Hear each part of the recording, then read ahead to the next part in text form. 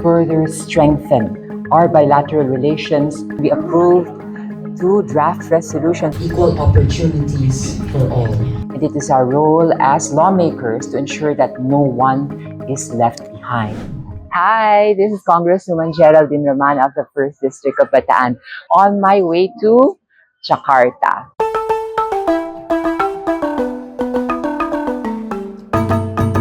I'm actually part of the Philippine delegation to the ASEAN Inter-Parliamentary Association or AIPA.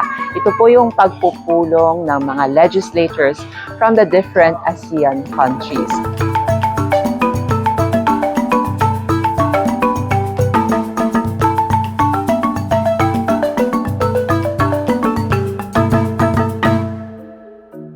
Nasa venue na tayo for our meet and greet with the Filipino community.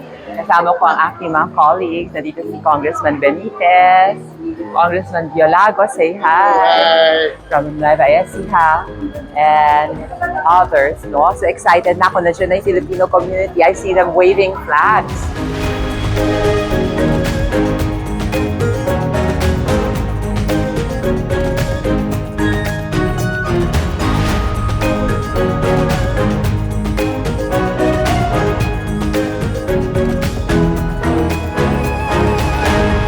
Tutuloy naman po tayo sa first plenary session. Ang pag sinabing plenary, lahat ng delegado from all the ASEAN countries will be there and there will be common points of discussion. Kwentong kayo mamaya. This afternoon too, we'll also have the WAIPA or the Women's ASEAN Inter-Parliamentary Association, mga lady legislators.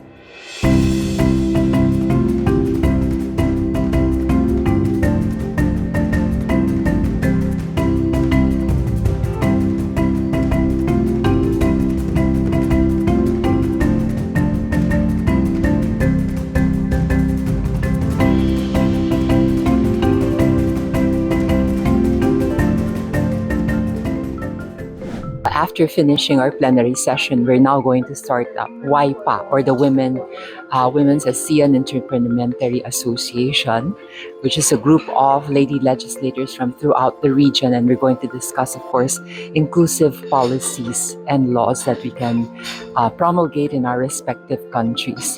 So I'll see you after the meeting. Bye-bye.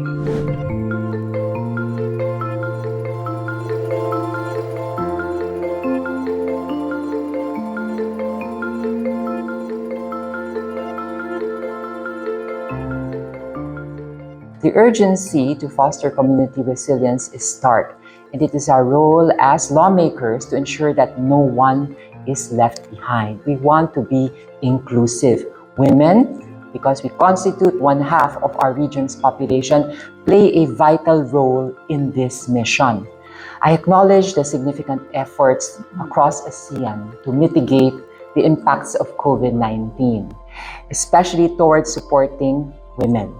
As we conclude, remember, empowering a woman empowers a community, and in turn, a nation. Let's rise for every woman in ASEAN and create a future where every voice is heard and every potential is realized. Maraming salamat. Thank you very much.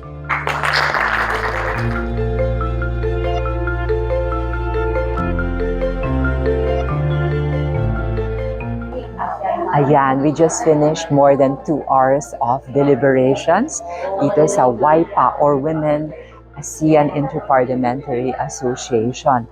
And lahat yan, nakikita nyo panay kababaihan from different countries. And we approved 2 draft resolutions. Ano ba itong mga draft resolutions na to? Number 1, paano maging gender-responsive parliamentarians. Dahil bilang mambabatas, mahalaga na maging gender-responsive kami. Kumbaga, ipopromote natin ang gender equality, equal opportunities, equal rights para sa mga kababaihan at of course, mga kalalakihan. And of course, inaprubahan din namin yung digital technology for women, no? Kasi importante ang digital technology, ang access to digital technology para sa mga kababaihan, para ma-improve ang kanilang buhay, maproteksyonan sila laban sa pang-aabuso, at very timely.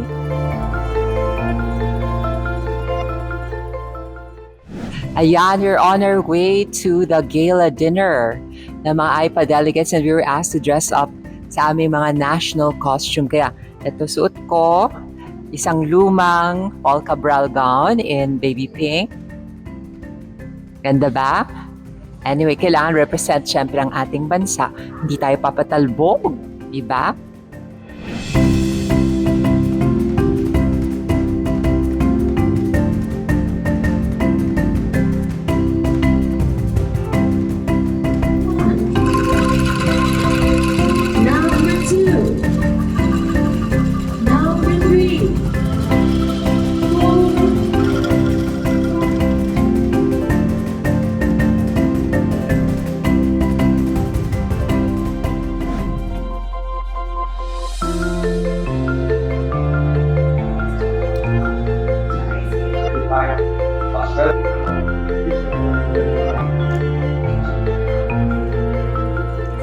We value our strong, enduring, and long-lasting partnership of over 77 years.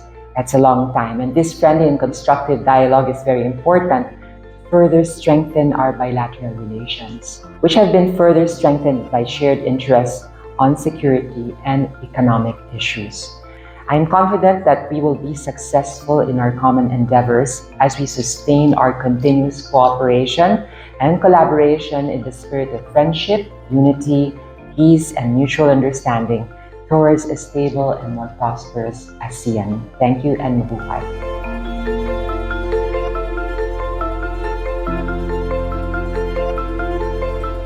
Today is our third day. It's a day of 1,000 meetings. We're holding our bilateral talks with the different observer countries. For example, natapos po yun sa Australia. Ngayon naman po susunod ang European Union. So we talk about trade relations, also our political relations, as well as lahat ng mga cooperation projects and activities between the two countries and the two groups, no? In this case, the European Union. So samahan nyo kami, ganun talaga, lahat kami may kanya-kanyang concern sa mga bayan na ito at mga grupo ng nations na ito. And we continue to foster good relations with these countries. So let's go.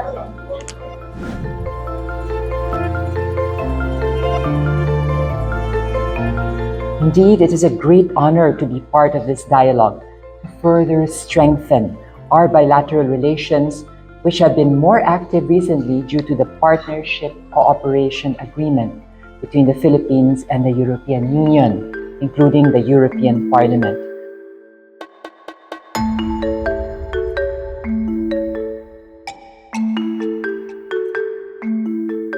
There are values that transcend religious beliefs, political traditions. And these values are quite basic. These are what everyone wants, like food, clothing, shelter, access to education, and economic emancipation, and just plain equal opportunities for all.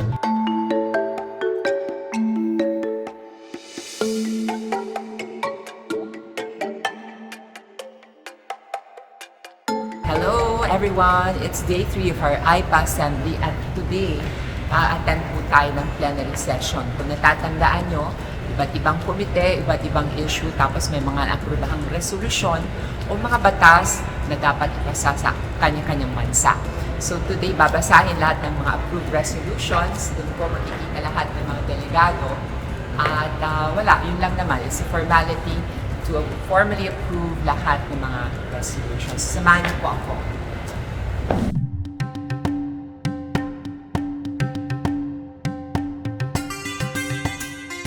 We just finished the second General Assembly of the 44th AIPA, kung saan inaprobahan ng iba't ibang resolutions sa different fields, no?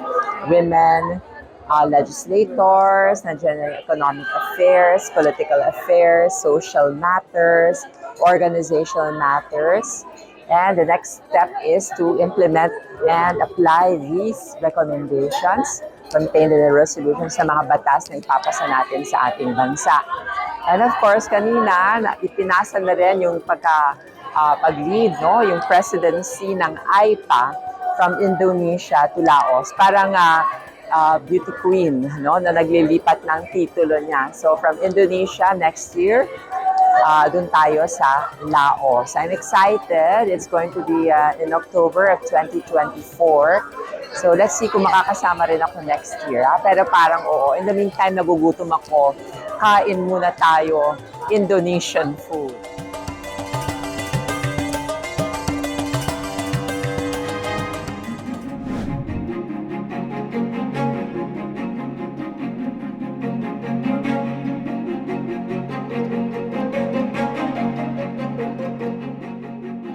Hi! Narito po tayo ngayon sa Solidarity Dinner which marks the end ng lahat ng activities namin dito sa AIPA. So lahat kami, we were required to wear our national costumes. And as you can see, suot ko po itong orange terno na sinuot ko nung SONA, courtesy of Paul Cabral. Do you like it? Fresh pa naman ang dating, di ba? So, papasok po tayo ngayon at obserbahan natin ang suot ng ating mga kasamahan sa WAIPA, iba-ibang mga costumes. Meron ako nakita yung may mga feathers pa, yung mga iba parang medyo Chinese-inspired, Asian. Yun, maganda rin yun, no? It's a Muslim. So, it's very interesting. Pero syempre, di tayo papakabog mga Pilipina. So, samahan niyo po kami.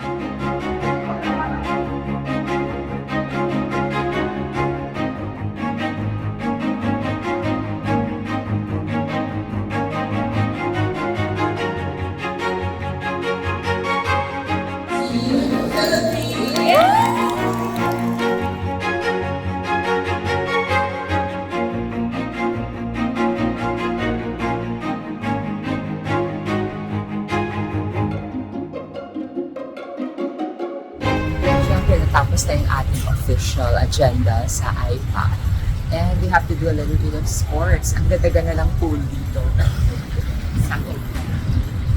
Pero hindi ako mag-swimming today. Mag-gym ako. Pero sana na-discover ko to earlier kasi ang ganda-ganda. It's beautiful and the weather is perfect. Tara, gym tayo.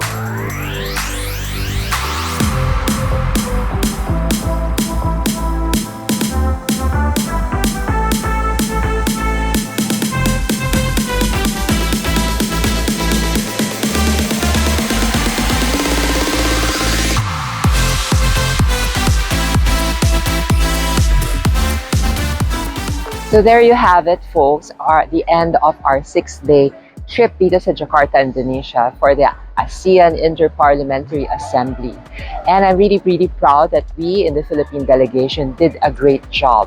Tuwang-tuwa ang iba't ibang mga members ng ASEAN while they observed how active we were and how much we participated and contributed sa iba't ibang meetings. Kasama na dyan yung mga social matters, women's rights, economic matters, political matters, security matters, organizational. Basta Pilipino, talagang nag-contribute kami. Siyempre, konting pasikat dahil tayo ay proudly Filipino. I'm tired but I'll go home with great satisfaction in my heart. Sana makatulog ako tonight sa aming biyahe papuntang Manila. See you soon and see you at home. Bye-bye!